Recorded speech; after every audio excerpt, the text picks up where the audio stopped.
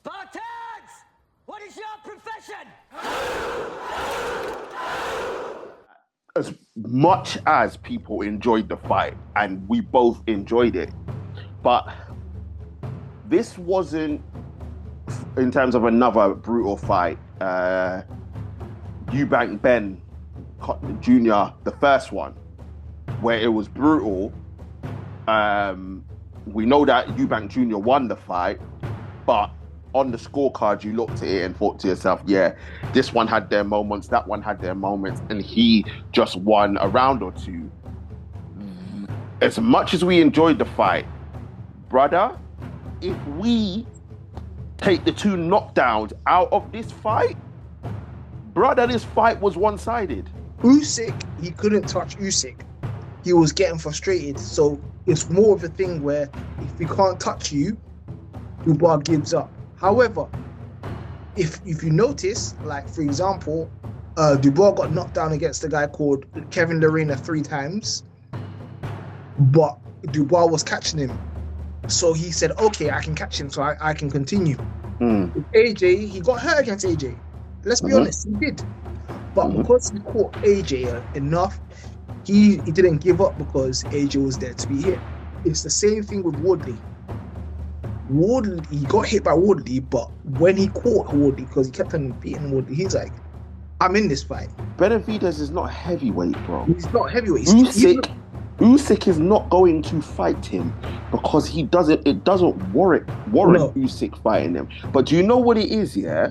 It's one of them ones where these Americans just think that they can shoehorn these fighters into fights that they have no business being in. Yeah. Like, Usyk is established at heavyweight. He's not going to come back down to cruiserweight. Benavidez cannot.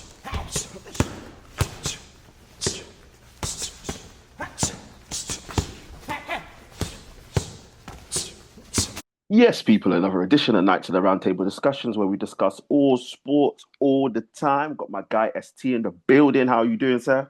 I'm all good, man. Work is killing me, but hey, we move. Bro, trust me. Listen, hey, when we're out here slaving away these hours, bro, for the peanuts. Well, not me, but you. Peanuts. The peanuts that I'm getting. I'm not gonna tell obviously, obviously CEO and that. I'm not gonna tell him. I'm not gonna say the job that TJ does, but he gets paid well. So Nah. Yeah. Pure slavery, bro. I get paid in cotton. I'm telling you. He's lying. I get paid in cotton, bro. I don't know what you're talking about. But listen, people, we're back. Listen, Boxing Talk is back. Apologies that we didn't do one last week. Life be lifing. But now we're back. We've got a lot to unpack in the boxing world. As we said from the poddy a couple of weeks ago, for the next month or so, boxing is just on a tear in terms of the fights that we've got. So we're literally going to be churning these boxing poddies out. And listen, we're not going to waste any time. We're going to get straight into it. But as usual, before we start, make sure to like, share, comment, and subscribe to the channel. Get the likes up, get the subscriptions up at the same time. Share. We are here. And don't forget to join our social media pages as well. Links are in the description. People, too, apologizes again for being a no-show. This time it really isn't his fault. But hopefully he will be back next week for the next boxing talk. But listen, it is what it is. But yes, Boxing Talk is back. And ST, boy, what a weekend it was. And there's no place to start than with the world title fight that transpired on Saturday night in Manchester. It was Fabio Wardley versus Daniel Dubois for the WBO Heavyweight Championship of the world, and this fight did not disappoint at all. Obviously, Wardley, the undefeated fighter, 19 knockouts. Dubois with 22 wins, 21 by knockout. So I think every man and his dog knew that this wasn't going to go the full 12 rounds, and it didn't, people.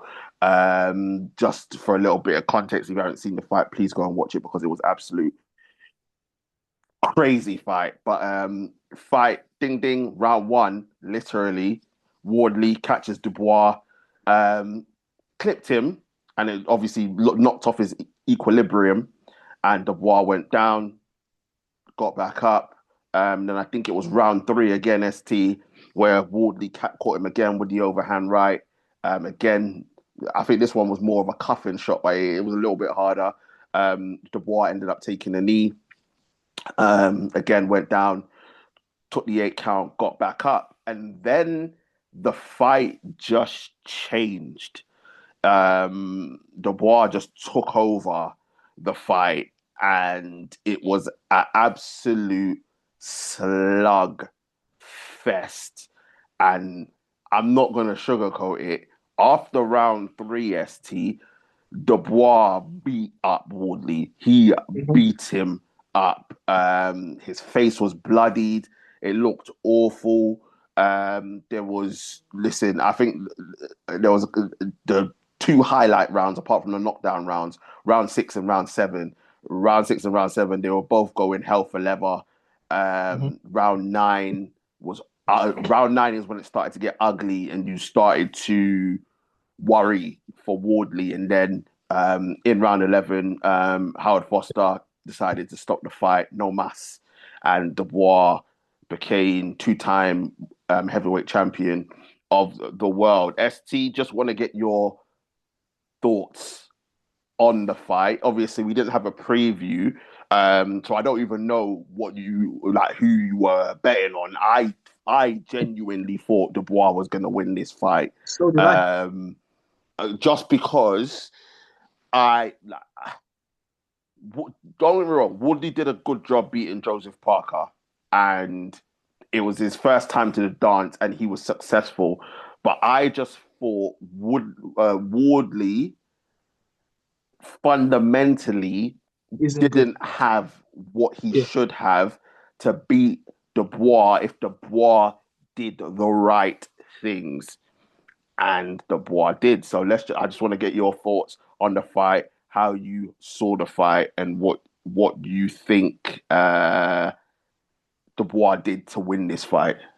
Okay, so originally, like you said, we didn't do a video for it. But I would have also picked Dubois to win as well. For the simple fact is because Dubois has the better fundamentals, and Wardley's style in a way is tailor-made for someone like Dubois. He doesn't move his head, and he doesn't have the technique too.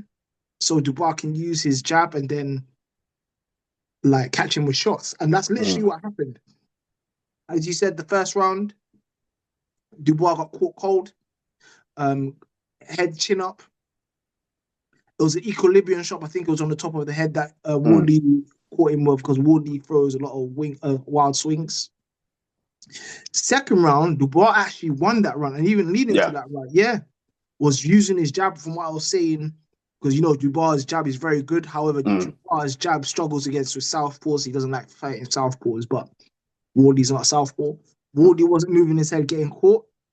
Again in the third round, I even think that again Dubois was winning that round. Yeah, until Wardley caught him again with a coffin shot. But this time I do think Dubois was hurt. He voluntarily went down, but he got himself back together. And in the fourth round, from then on, Dubois was using his jab, catching Wardley with shots. Don't get me wrong, Wardley was also catching him with shots. But it was one of them things where Dubois didn't get discouraged because Dubois is used to taking shots. However, the damage was completely done when Dubois was throwing hooks. The jab was eating up Wardley. He couldn't miss because Wardley wasn't moving his head. And Wardley was just getting beaten up. But I'm pretty sure he got his nose broken, all these things like this. It would. And to be fair, Dubois wasn't doing anything really amazing. He was just doing the basics. Literally the basics. The basics. Jab, 1-2. Jab, 1-2. The 1-2 was killing Wardley all night. All night, bro. All night. And then, if I'm being honest, you're being nice. We spoke off air. You said round 9. It should have been stopped. I think it should have stopped at around 9. It was getting horrible. I think it should have stopped at 7. Raw. I think that's too early. No, bro. I'm usually not a fan of stoppages, but he was getting, and when I mean he was getting hurt, like really, really bad. But at the end of the day, it's a world title fight. But 100% ninth round. That was even probably one of the worst rounds out of everything. You see, Wardley's eye was closed, nose broken. Yeah. You know, It was getting uncomfortable. yeah, that's it. That's it. And you know us, bro. We love to see blood, guts, and thunder when it comes to these fights. But then it gets to a point. It gets to a point where you take yourself out of being a boxing fan, and Yes. you're like, okay, we love the sport of boxing. It's a science, but we also understand how barbaric it is, and we don't want something bad to happen to the fighter. And that's the sort of territory he was getting into. And I completely understand that it's a world title fight, so you don't want to jump in too early. Mm. But it comes to a point. Look, the fight is never. Well, we'll get to that when it comes to Dubois. But 9 times out of 10, the fight is never gonna want to stop or gonna want to quit. They're gonna want to keep on going no matter what. But you kind of have to take it out of their hands because they've got that warrior mentality where they're just going to keep going until they're dead, basically.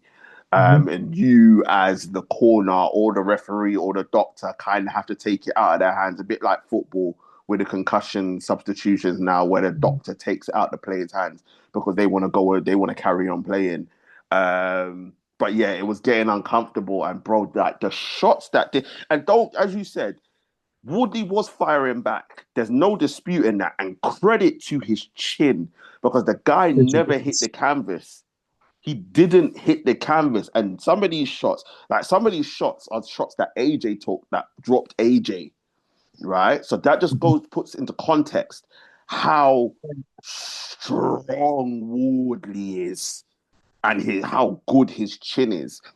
Um, but yeah, it was brutal. It was absolutely brutal. ST, obviously, we were talking off air to bring it up on here. The corner, because there's been a lot of criticism about his corner, the corner not throwing in the towel and not protecting the fighter. And obviously, I was saying to you that Ben Davison put something up on Twitter. I'm going to paraphrase because Yes. I can't bother to get it up. Basically, he was basically saying he could have stopped it. He said he didn't see what happened in round 10. Everyone's talking about what happened round 10, where Wardley stumbled over to the doctor. He said that he didn't see it. They were in conversation about having the towel in hand and throwing in the towel. Um, but it didn't materialize because the referee, Howard Foster, stopped the fight. And then he obviously brought in examples, like he was commended for not throwing it in with Fury Wilder. He was commended for another couple fights, vindicated for another one between Wood and Lara, where people cussed him, but then praised him in the end. So you can understand that in some cases, not throwing in the towel is a good thing because you look at the outcome of those fights. But in this particular case, ST, even though Wardley was throwing, Dubois was walking through these punches. They weren't hurting him. And Wardley was taking serious punishment. So my question to you is, were the corner right not to throw in the towel, or do you think this was negligence from the corner and they were saved by the referee stopping the fight in round 11? I think it's the latter, bro. I think we both have discussed it. He was taking a beating. Like, even the doctor, because remember, Wardley went to the doctor a couple of times as well. The Mm. doctor could have stopped it there, but I'm guessing they would have asked him how many. What they usually do is Yeah. for all you boxing fans or new to the sport, whenever someone's eye is closed, for example, they do a standard test to see how many fingers the person's holding and stuff like that. When you can see, the doctor would have probably asked him the questions, and probably Wardley would have seen. But yeah, as you said, it was negligence, bro. Like, I get that Wardley was in his hometown. He's a world No, champion. he wasn't in his hometown. He was Oh, remember, he's from Ipswich. He was in Manchester. sorry, Manchester. Sorry, I apologize. Yeah, but he was fighting. He had the crowd on his side. He's the world champion. You give him every chance. However, there comes a point, yeah, where you look at your fight and be like, you're not winning this fight. And I also think he let it go because, as you've seen many times before, Wardley has been behind on the scorecards, hurt before, all these things. But he's always come back to win, whether it be by knockout, whether it be by points, against Clark, against Hooney, even against Parker, because I thought he was losing it to Parker until he knocks Parker out, all these things. So they're thinking to himself, he can come back again. But I think it's negligence. You knew he was getting battered. He stumbled across. It was visible for everyone to see. And they should have really stopped it. You said off air, round 9, you should have stopped it. I said round 7 because round 7 and round 9 were probably Dubois' even best rounds. And that's saying something. He was whooping him. Like, he couldn't miss. Yeah. And Dubois His wasn't head going to was stop. there to be hit, basically. Yeah. So it's negligence from the corner. And they should be rightly criticized because at the end of the day, Wardley is not going to be the same after this. I don't care what anybody says. I'll be very surprised if his chin goes out as well because the beating he took, he needs to rest for at least a good few months minimum because that's a big. But he's got a rematch clause, so. Well, there you go, and that's the thing for me, ST, is that as much as people enjoyed the fight, and we both enjoyed it, but this wasn't, in terms of another brutal fight, Eubank Ben Jr., the first one, where it was brutal. We know that Eubank Jr. won the fight, but on the scorecard, you looked at it and thought to yourself, yeah, this one had their moments, that one had their moments, and he just won a round or two. As much as we enjoyed the fight, brother, if we take the 2 knockdowns out of this fight, brother, this fight was one-sided. It was. And I said before, even in the 2 rounds where Dubois got knocked down, he was winning those rounds. He was outboxing him. Let's just get it true. That's the truth. This is it. And I'm just like, we can, as you said in the first round, he caught him cold. And in the third round, Dubois was doing the work, and then he got a bit too overexcited. Hand right came and cuffed him. That was it from Wardley. But I think, from Wardley's perspective, as we said, and we go back to the basics and the fundamentals, Wardley got overexcited with that overhand right. Yes. And then that just became everything for him. Because in his mind, he was like, listen, I can get this guy. I've now proven I can hurt this guy. So I'm just going to go for it. And completely left every other shot that he could give. Body shot, straights, jab, all them other shots went out the window. It was overhand right and inshallah. That's what it was from Fabio And it was Wardley. telegraphed. It was telegraphed as well because even Dubois could see it easily. Dubois sometimes was just stepping back. Yeah. And or when he did get caught, Dubois was riding the shots. Exactly. Because it got to a point where Dubois had hurt this guy so much that any shots that Wardley was coming back with, don't be wrong, I think there was an uppercut in the 4th or 5th round that did actually hurt Dubois. But anything else, it was just like, yeah, you're proving that you're still here. You're proving that you can still fight. But brother, this guy is beating you up, bro. Yeah. And I think this fight showed me that Dubois going through the fights that he has done, going through the hardship of Joe Joyce and the broken orbital, going through the experience of losing to Usyk twice. You can tell him, obviously not really Joe Joyce, but the 2 fights with Usyk and the fight with AJ, because he'd been at the dance so many times, right? He understood the assignment. And also the fact that Wardley was so limited in what he could do to Yes. Dubois understood if I can just establish the jab, do my fundamental, just go back to the jab and the 1-2, I can win this fight easy. It turned Easy. out to be, from a technical boxing standpoint, I'm not saying in terms of the fight, but from a technical boxing standpoint, it was easy for Dubois. It was. From a technical boxing standpoint. Obviously, understand the two knockdowns. Obviously, we understand it's heavyweight boxing, so anyone can get hurt any time. But when you're breaking it down in terms of the sweet science, it was an easy night for Dubois, and that brings me to my next point. ST is that we know amongst the boxing world, Dubois is seen as a quitter, gives up, doesn't want to go to the well when he needs to. People said it, which I think is unfair. They said it about the Joe Joyce. I was like, man, friggin' broke his orbital, bruv. Like, what do you want him to do?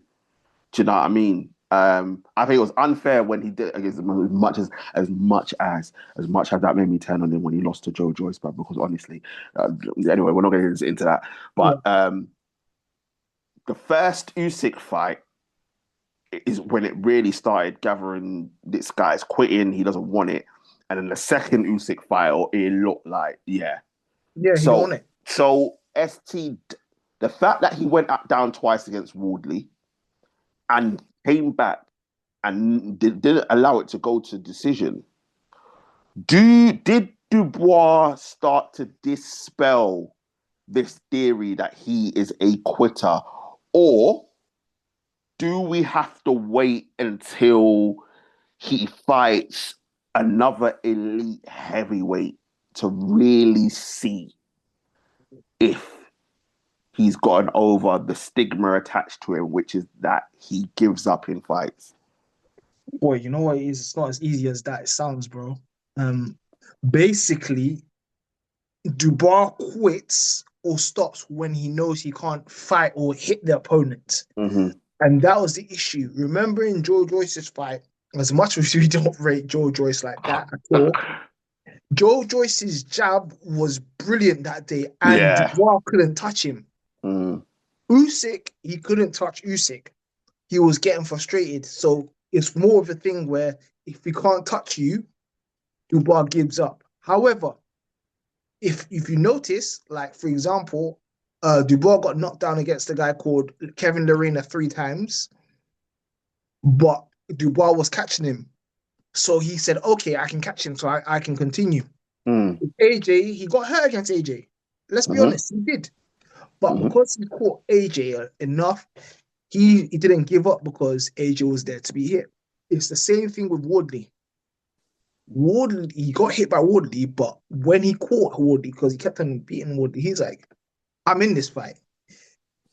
We need a heavyweight who is a good boxer, someone like, for example, Kabayel. I want to see Dubois with someone like that. Because if he can't touch or hit the opponent, that's when Dubois is like, I give up. I can't be asked to do this. So I don't know.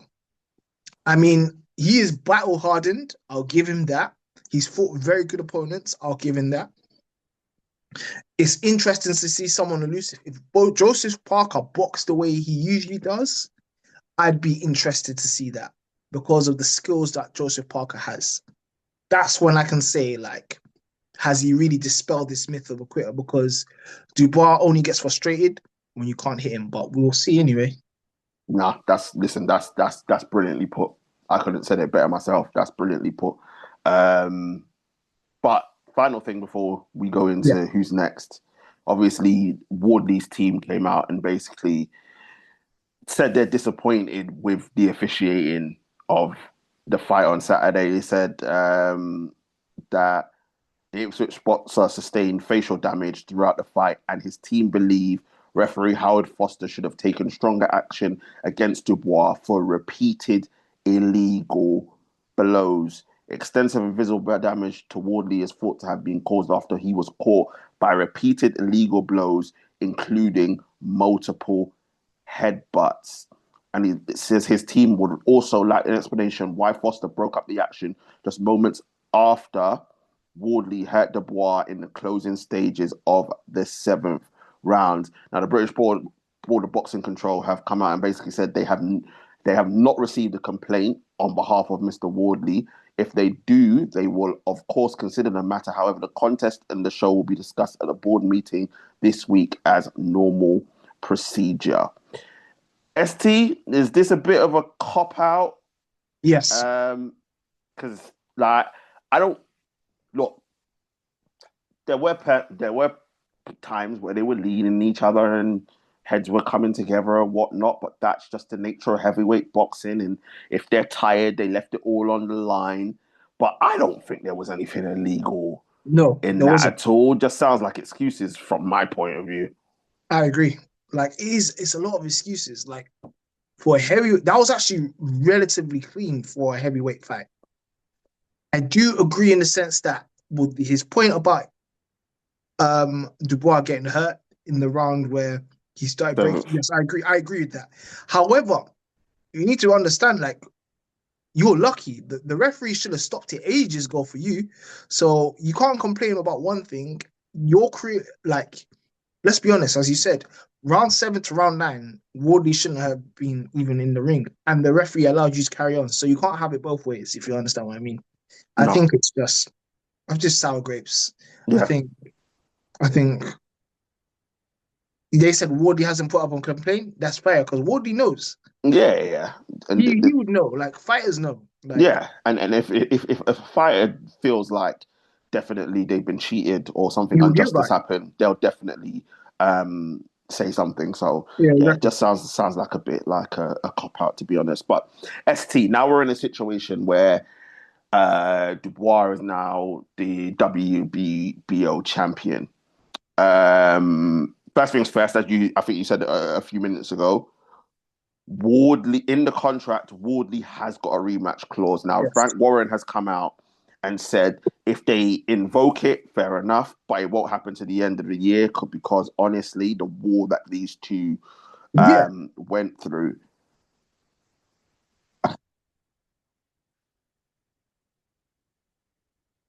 I can understand why Wardley would invoke that rematch clause because it's there. It's there. And it gives him another shot at getting back the world WBO title. But ST, I'm sorry. Brother, you got beat up, bruv. Like, I don't think he deserves a rematch. It's in the contract. There's nothing we can do about it. But I just don't think, bro. Like, I saw what I needed to see. And I can't see how anything changes. Like, I'm being honest. I think we should move on, and they shouldn't have a rematch. I understand why, because it's there. Wardley has his right, but I don't want to see. I don't want to see it. Like, bro, he wiped the floor with you. If I'm honest, like, I don't want to see it again. To be honest, and I don't think it deserves a rematch. You obviously there's a fight we'll talk about after where you could have it. Well, the two guys in my background where that deserves a rematch, but in this instance, no, it's not a rematch sort of fight. In my opinion, I'm guessing you agree with that. It's done. Like 100%. So that brings us to there's 3 other. Me personally, I think. So now, firstly, we've got Usyk, who's got his fight next weekend against, what is he, a kickboxer or something? I can't even remember the guy's name, to be honest. Hogan or something like that? Yeah. We're just like, whatever. We're literally just like, whatever. Usyk did say that he'd fight the winner of Wardley Dubois. I do believe that Usyk said that thinking that Wardley would win. That's exactly what he said. Because let's be honest, we don't want to see a third fight between. We've seen enough between Usyk. We've seen enough between Usyk and Dubois. No one wants that trilogy fight. It's a trilogy fight that nobody wants, unless Usyk wants to do the undisputed thing again. So then we're down to 2 ST. Now, You said one, Kabayel. Obviously undefeated. I think he just had a fight in January. Yeah, Yeah, against what's the name? Kabna, Travel or something like that, no, Nabna or something like that. yeah, yeah, Yeah, um, yeah. Obviously, I think before that he fought Zhang and stopped Zhang. Kabayel, and then obviously the other person, which I think they will avoid, is Moses Itauma. yeah. Um, Now, Itauma had did an interview with on the Zone and basically said that before the fight, this was before the fight, that it would have been easier if Woodley won to make the fight happen because obviously they're campmates, and it would have just been a lot easier to go through. Whereas Dubois now winning it, he said it's going to be too difficult to make that his next fight. Obviously, because Dubois is under Warren, Tama's under Eddie Hearn. Obviously, I know we've seen crossover fights before, but Atara was basically like boxing politics won't let that fight happen. If you're Dubois, let's start with Atama. You don't want to see Atama, do you? If you're Dubois, I'm gonna tell you straight now, bro. I'm gonna do a prediction. I don't care. Dubois cannot fight Itama because Itama will knock him out. And I'm being very honest. He will knock him out. Itama is too quick. The jab is too strong. He's too powerful. He will knock Dubois out, especially if Dubois doesn't move his head and jab and stuff like that. And they've both sparred before. Yeah, no. Mm-mm. I'm telling you now, Dubois gets stopped. yeah. Look, there will be people that out there that say Atama's never been under the bright lights. He's never fought in a title fight. He hasn't got that experience, whereas Dubois has got that experience. Dubois can hit hard too. Dubois has got a good jab too. But I just think that No, Tom is just too good. Don't get me wrong, I'm not going OTT because I don't think Atama at this moment in time, I don't think Usyk. Atama beats Usyk. I agree with you. I don't, and No. that's where everything that did say does take Yeah. heed with Usyk. I, I'm gonna be real with you. I don't think Atama beats Fury either because of Yes. how awkward Yes, Fury yes. is, and that's all I'm giving him. That's the only reason why. I think if Atama was to go in with a Kabayel or go in with an AJ and then was to fight Fury, I think, yeah, but I think he's just too green at the moment for that Yeah. fight. But I think anyone else in the heavyweight division he beats now, anyone else. But he avoids, yeah, I'm with you. I think Dubois won't want that. So that just leaves Kabayel. It I leaves like that. Kabayel as the next fight because there's nowhere else to go. ST, you're gonna have to because I don't know much about Kabayel. I know Obviously, a lot about Caviar. um, So so I don't know how that fight will go. Kabayel versus Dubois. that would be a tricky fight for Dubois because you know what it is with Cabell. He dominated Derek Chisora back in the day. He's beat Zhang.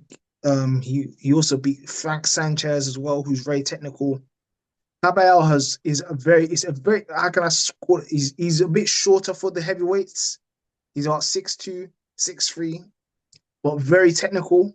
But a very technical pressure fighter, like does educate pressure, good jab, good solid inside game.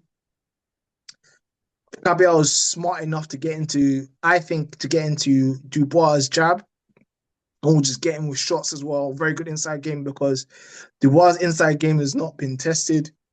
And when it has, it's not really been great because Dubois really is a tall fighter, fights up and down with the jab, 1-2 all night. I think it's kryptonite for Dubois as well. I think Cabello will beat him. Don't get me wrong, Caballo's been hurt before in previous fights, but I think Caballo will be an issue for him, for Dubois. He'll be an issue for Dubois personally. Like, he's got that annoying style where unless you're tall, for example, like AJ, if he uses his jab, or someone like Fury, if they use their jab or that, then it'll be causing a problem. Like, for example, for Usyk, I think that'd be a tricky fight for Usyk. Usyk would win, but Mm, because of they're similar in height and the different looks that Kabayel would give him, it'd be uncomfortable. I still think mm, Usyk would win, but it'd be uncomfortable. But for someone like Dubois, the tall heavyweights, Kabayel is a very, very big problem, especially if you stand tall and fight the way Dubois does. So fair, for you guys, watch Kabayel. He's a very good fighter. He's better than I thought he was. fair, fair. This is it. So So basically, people, what we're saying is, yeah, Dubois' days are numbered. Literally, I'll be honest. Yeah, yeah, because his days are numbered because no, unless Wardley invokes that rematch clause, any of the other three fighters beat him. Usyk beats him, and no one wants to see that trilogy fight, so it probably won't happen. Itauma Dubois will avoid him like the plague. So if it is Kabayel, Kabayel could beat him. that's my But I opinion. think Kabayel is probably, even though you're saying, from what you're saying, Kabayel will beat Dubois, it's the easiest fight for Dubois out of the three. Yes, because Unless you Kabayel can go and get fight hot. someone stupid like Yeah, that doesn't warrant a title shot. And obviously you got to put into the mix as well whoever wins out of AJ Fury, but that's going to be a 2 fight deal, so that won't yeah. be happening anytime I soon. But reckon those two will probably fight, and both will probably retire after this because the yeah, money that they will earn, yeah, they ain't gonna get it with anybody else. Unless, for example, if AJ wins, the only fight after that would be Wilder. Wilder, yeah, And 100%. But apart from that, and if Fury wins, AJ stops fighting. I'll be honest, like there's nothing there for him. Like he yeah, doesn't have to prove anything. Like neither yeah. does so. Oh, 100%. But listen, congratulations to Daniel Dubois, commiserations to Fabio Wardley, and we'll find out what happens next, people. But it will be a long time before we see either fighter back. If not at the end of the year, then it will be next year after the war that they put on. And it was a brilliant spectacle for people that love that sort of boxing. But ST, we got to move on. Obviously, we're going to go back a weekend because we had two fights that took place. We're going to start off with Zurdo versus Benavidez at Cruiser. God, sorry, I'm just laughing because I was like, raw. Yeah, we're gonna Zurdo Yeah, versus Ramirez at cruiserweight. Listen, it didn't it didn't go. Listen, it went how everyone thought it would go. Although uh, I think you and I included, I think we both said points. yeah, we Or did. did we both said points? But you said It, points in the late stoppage, though, yeah, essentially. it didn't happen. No way. Um, Benavidez basically said, "I got shit to do." So Benavidez stopped him in the 6th round. He put him down in the 4th, and then stopped him in the Him in this, 6th. Made him yeah. take the knee, and he didn't get back up. Um,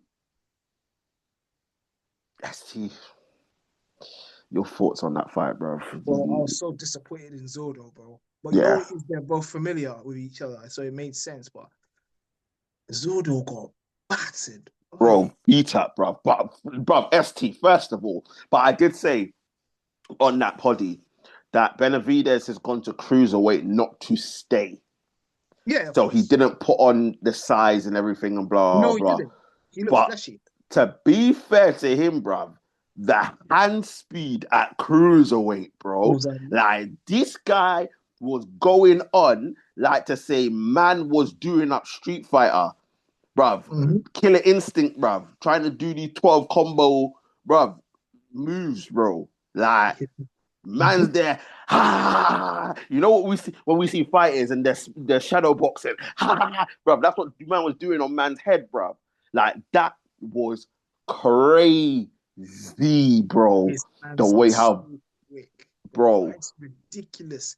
And the thing is, he throws with brilliant technique. Yeah. This is what, and also I'm gonna give him credit as well. One thing about Benavidez, people underestimate his actual throwing the shots and then defending the other shots is very good. Like there'll be times where he'd throw 1-2 combinations and Zurdo will try and hit him, but he'd use, like, for example, Joe Frazier did his standing defense, where he Yeah. kind of blocked it. That's the sort of defense that Benavidez is on. And bro, his hand speed has always been good, but wow, at cruiserweight, hey, it was Crazy. It was crazy. It was like it was even not. It was like a welterweight's hand speed. It was Yeah. boom, boom, boom, boom, boom, boom. And Crazy, Zurdo, bro. as we both said, yeah, Zurdo does everything right to about a 7 out of 10. But athleticism, hand speed, power. He ain't It got was that. long. It was long. He couldn't deal with someone like Benavidez. We thought he'd be comfortable, but we didn't think it'd be. I didn't think Yeah. it. I You didn't were think he'd close. stop him. No, didn't you? I think you said. Or did that, I say like round you 10, said 11? Yeah, you said late. No, you Yeah, I said think I said late stoppage, you like said 10, 11. points or late stoppage. Yeah. You did say that. I said Yeah. points, Yeah. and I was like, when I saw it, I was like, wow. After the first Crazy. round, I said, yeah, this is done. I said, yeah. I saw after the first round the combos and Ramirez's face. I can't lie, when you have that guy Malik Scott in your corner as well, bro. Bro, listen, honestly, like I felt sorry for Zordo because he didn't know what he They walked throw into, them to the wall. but credit to Benavidez. Now, ST, we've got a sort of problem, a conundrum with Benavidez because obviously the talk is where does he go next? Now I saw Andre Ward and Roy Jones talking about Benavidez fighting Usyk. I think this is the dumbest thing that anybody has said. I don't know why people keep saying that. You know what it is? They want to keep. They think, oh, Benavidez wants to be great and stuff. He's great already. He's doing the right things. Why do you need to go fight someone in the division when you haven't Bro, done anything, bro? Benavidez is not heavyweight, bro. He's not heavyweight. Usyk is not going to fight him because he doesn't. It doesn't warrant No. Usyk fighting him. But do you know what it is? Yeah, it's one of them ones where Yeah. these Americans just think that they can shoehorn these fighters into fights that they have no business being in. Yeah. Like Usyk is established at heavyweight. He's not going to come back down to cruiserweight. Benavidez cannot. Like I know, obviously, people are going off the Roy Jones. Obviously, he went up and fought James Toney at heavyweight. It was James Toney, right? John Ruiz. John Ruiz. Sorry, John Ruiz. Yeah. Did he fight Tony? James Toney was that? He put him at 168. Okay, all right.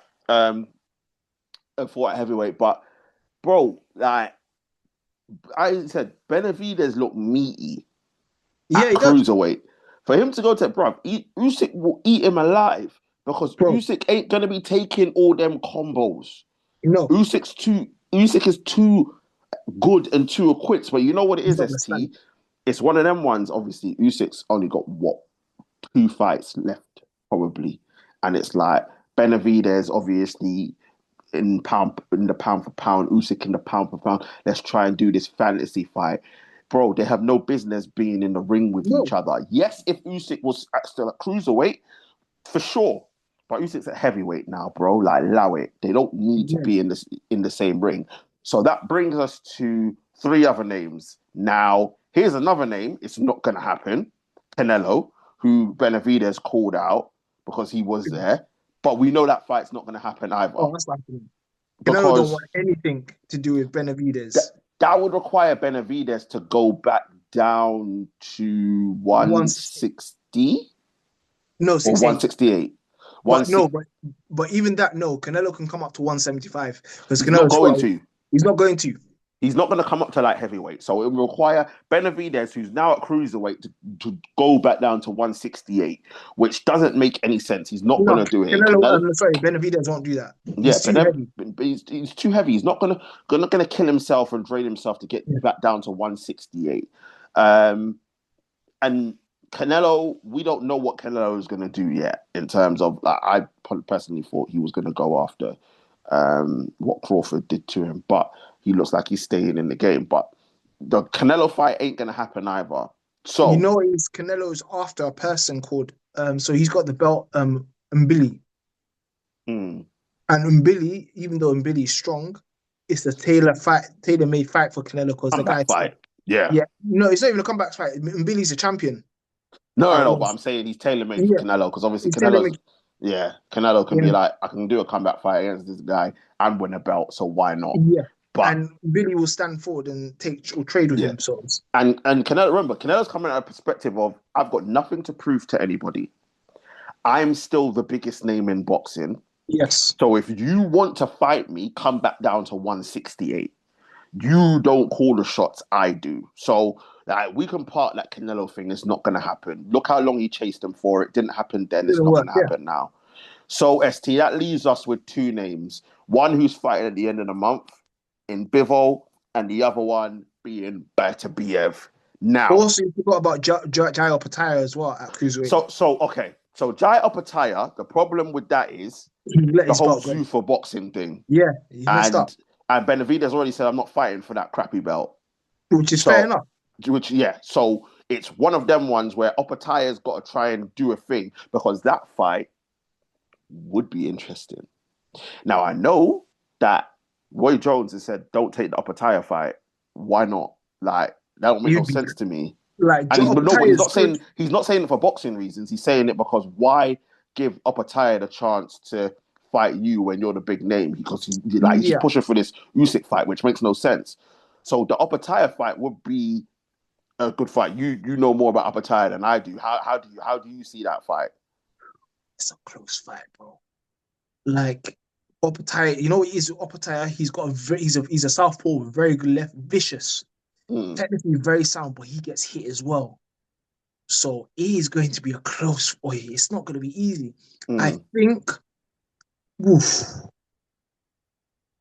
I think for the mere hand speed, I think Benavidez would just about win it. But it'd be, mm, bro, it can go, that fight can go either way because Jai Optai is very good. mm. Very good, very skillful, very spiteful. Both guys are, Benavidez is also very spiteful as well. That would be a good fight, man. But it sounds it, but too much politics. Yes. Even though Turkey Al Sheikh can put us up to all of that, but too much politics, it sounds like right now. So it leaves Bivol and Beterbiev. Now, Bivol obviously fighting at the end of the month. Beterbiev, I don't think there's anything scheduled in for Beterbiev in this Yeah. at this moment in time. I Yeah. know Beterbiev's camp are basically chasing Bivol for the trilogy fight, Yeah. which is fair enough. So it's me personally, I still think Beterbiev is the fight that Benavidez should be chasing. Being honest with you, I don't see how Benavidez beats Bivol. I'm being honest. I can't see. I'm not saying that it's easy. I'm not saying that it's easy. It's going to be a difficult fight. I personally don't think it'll be harder than Beterbiev, Yeah. No. but it will be a difficult fight. But I think Bivol, his boxing IQ is just that little bit better, and his Yes. footwork is just that little bit better, and that's Yes. it. But It's fine margins. Whereas Beterbiev, oh, I he beats think, better. Yeah. is the easier fight to Yeah, I agree. chase, and I think him fighting Beterbiev would then put Bivol in a situation where he has no choice but to fight Benavidez. And I think that is the route that Benavidez should be going down. Fight Beterbiev being the slower fighter, obviously got more miles on the clock, obviously still hits through like bricks. But I think Benavidez, with the quickness that he has, the hand speed that he has, can cause the problems that Bivol caused Beterbiev. Um, so I think that's the route that he should go down. I Unless agree with you. unless the Opataya, unless Tekiela Sheikh says, forget the politics, Opataya is here, do it. Yes, but even then, I still think um Bivol would be Beterbiev and Bivol would be the two best fights. So the Benavidez and Beterbiev fights, I think Beterbiev is a bit old now Mm, and he's too slow. yeah. Like Benavidez will get caught with, but no, Benavidez won't stand and get caught with him. I think Yeah, Benavidez' hands is too quick, and I think Beterbiev will get blown away by his speed, yeah, and it'll be a bit too much. Bivol and Benavidez is a closer fight than people think, and I'm gonna say this as well. Benavidez has sparred Bivol many times, mm, so they both understand each other's game. Bivol for me will just about win, mm, but it's going to be so. And I'm telling you this now, Benavidez will give Bivol all yeah. handle due to the hand speed and stuff like All that. the work. I'm expecting him to give Bivol all the work. I just think that Bivol has that little bit of class, and I think that Yeah, the fights with Beterbiev would have proven so much for Bivol, and obviously Bivol's the one that beat Canelo as well. So he would have dealt with the being in there with the quicker guy and whatnot. So that's why I just give him the slight edge. But by no means am I saying that he just goes in there and beats him. For me, it's a 60-40 fight in that one. Whereas I think Benavidez versus Beterbiev is more like 70-30 to Benavidez at this time. Maybe if it was a couple of years back, I'd say it'd be a little bit closer. But there could be a situation, ST, where Usyk's like, well, no, the fight's not going to happen. Bivol wins his fight and then does the trilogy fight with Beterbiev. The politics would dry up a tire. Benavidez could be left in no man's land. yeah. And that could be a problem for him. But listen, we'll see what happens with that. Finally, ST quickly because we are running out of time. Obviously, Yeah.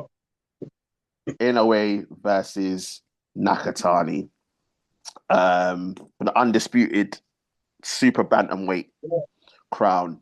And listen, it finished unanimous decision 116, 112, 115, 113, 116, 112 to Inoue. ST, just your thoughts on the fight and how you thought that it took place. We both picked Inoue to win it on points, but it was the fight that we expected from both of these fighters.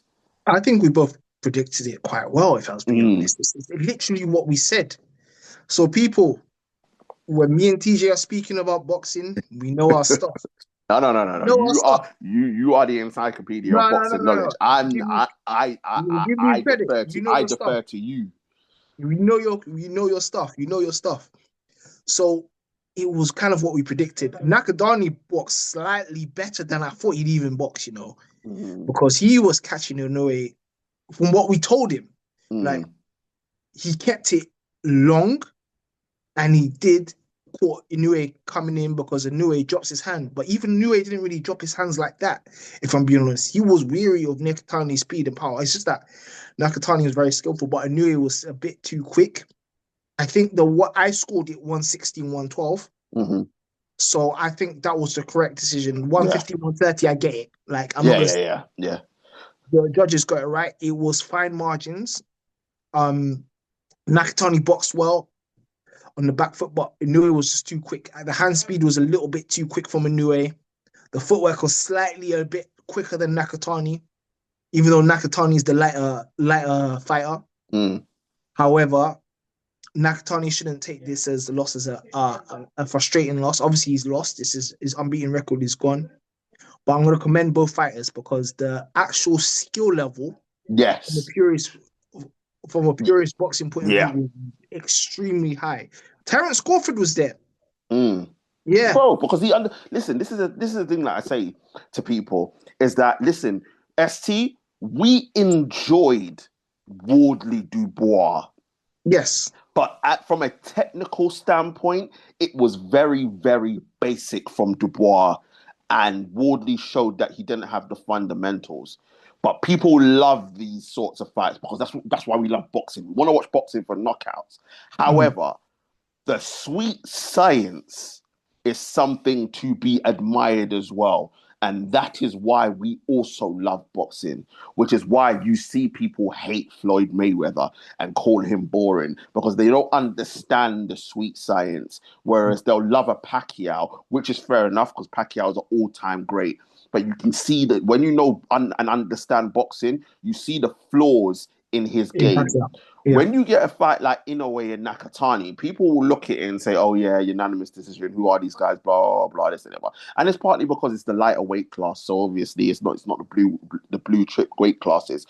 However, when you see these two guys and the high skill level, the high technical ability, the high boxing IQ from both fighters, it is just as entertaining as watching the blood, guts, and thunder that we see from other fights.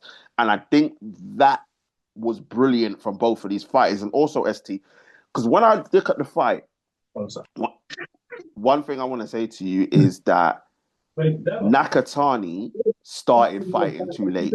Yes, he did. I think that he was so wary of what Inoue could do that he did. I don't think he started boxing until like round 8, to be honest. And he was taking those rounds. It's when he thought to himself, you know what, I can go for this.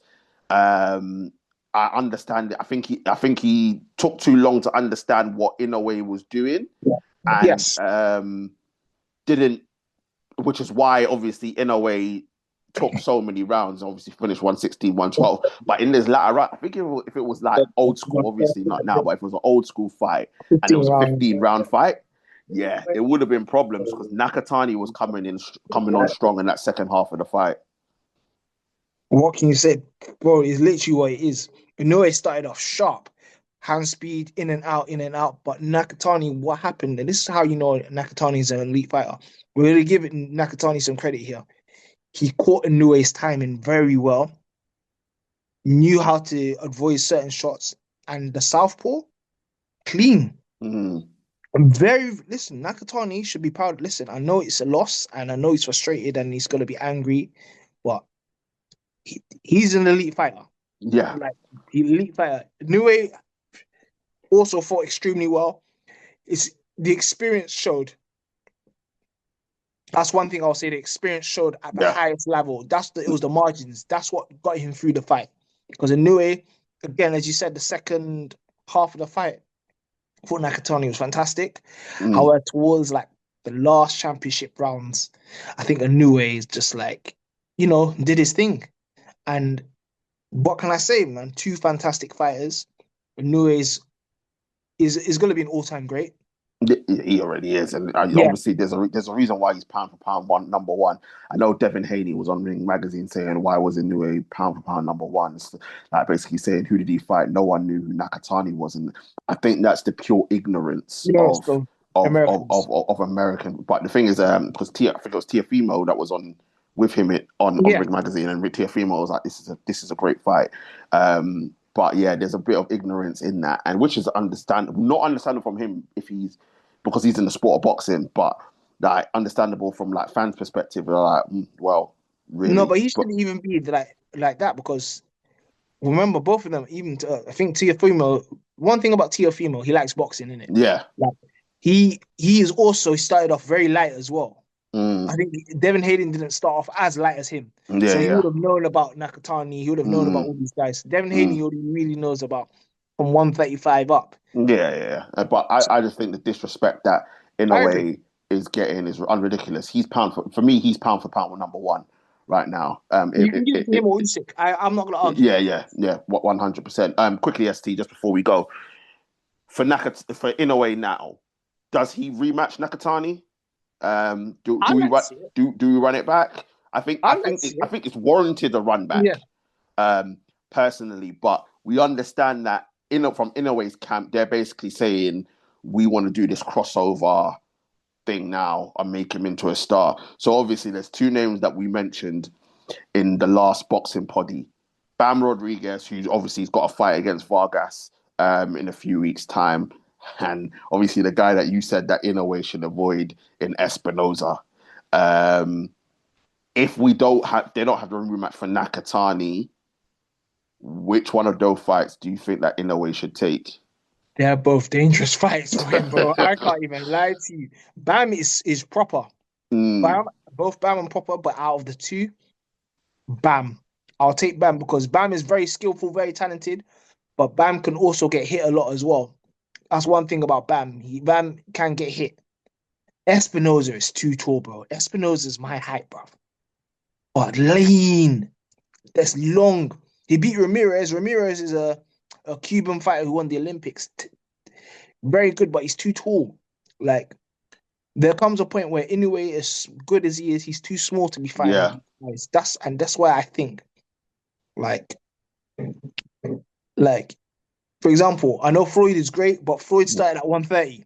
yeah, So Floyd can see someone like Espinoza. I know Espinoza is tall, but Floyd has the skill and stuff like that. yeah, Inoue has the skill, but it's too yeah. big. Like, for example, even Lomachenko. Lomachenko is very skillful. Mm, There comes a time where you're yeah, the, so they're too yeah, big for you. yeah. They're too big, 100%. But yeah, it looks like if Bam can get through this fight with Vargas, Bam will be the next fight, and that's the crossover fight. And I think that fight will be like that's the fight that will put Inoue on the map But it's going worldwide. to be Obviously, we difficult. understand who he is. Don't get me wrong, a lot of people are now starting to find out who Inoue is. But I think that Bam Rodriguez fight gives him that crossover appeal.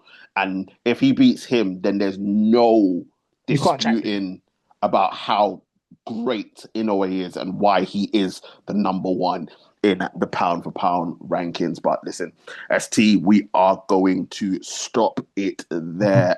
People, let us know what you think in the comment section. Let us know what you think about Wardley versus Dubois. Did you enjoy the fight? Do you think that the fight should have been stopped sooner? Do you think that Wardley should invoke the rematch clause? Do you think Dubois should fight Usyk, Kabayel, Itauma next? Let us know what you think about Benavidez. Do you think that he should get a shot against Usyk? Do you think that Jaya Pattaya should be next? Do you think that it should be Bivol or Bertabiev? And let us know what you think about Inoue. Do you think he should rematch Nakatani? I think it's very wanted that they should rematch. Or do you think the crossover fight is now after Bam Rodriguez if he gets through his fight with Vargas? Or do you disagree with ST? Espinoza is the guy next for Inoue to show that he is going from being one of the greats to GOAT status. Do you think Espinoza should be the next guy? We want to hear from you. And as usual, before we go, make sure to like, share, comment, and subscribe to the channel. Get the likes up, get the subscriptions up at the same time. Share, share, share. We are here. And don't forget to join our social media pages as well. Links are in the description. I want to say thank you very much to my guy, ST, as usual. Thank you very much, sir. No, I appreciate you, bro. No, I appreciate you too, bro. People coming up. Obviously, Footy Chat will be back. We've got a lot to unpack. Boy, Mr. boy. K will be bouncing off the walls in Footy Chat, and obviously we'll be back next week. No, we won't be back next week. We'll be back the week after with boxing talk after the Usyk fight and previewing the Bivol fight. But listen, people, stay safe out there, be safe, and we shall see you very, very soon. Peace. Peace.